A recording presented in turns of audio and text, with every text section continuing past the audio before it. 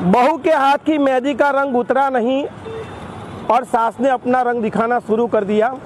बालेज bridge थी Anand शहરની grid ચોકડી સુધી બનેલા 1.5 કિલોમીટરના આ રસ્તા માટે આ વાત સાર્થક ગણાય।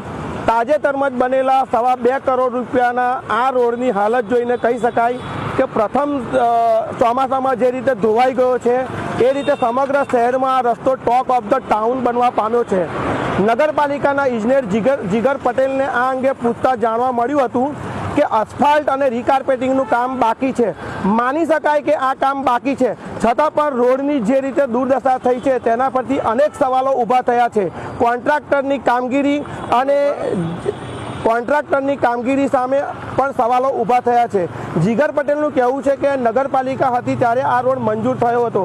એ પણ માની શકાય કે નગરપાલિકા હતી ત્યારે આ રોડ મંજૂર થયો છે, પણ એક વાત નક્કી છે કે જે પ્રકારનું મટીરિયલ હાલ વપરાયું છે એને લઈને સમગ્ર શહેરમાં આ રસ્તો ટોક ઓફ ધ ટાઉન બનવા પામ્યો છે।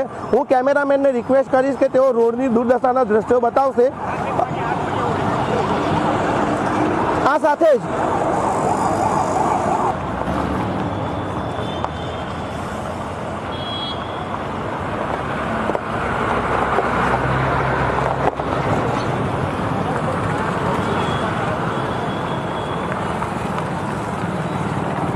તમે જોઈ શકો છો કે રોડની દુર્દશા કેવી છે। કોન્ટ્રાક્ટર સામે તપાસ થવી જોઈએ એવી લાગણી ઉઠવા પામી છે।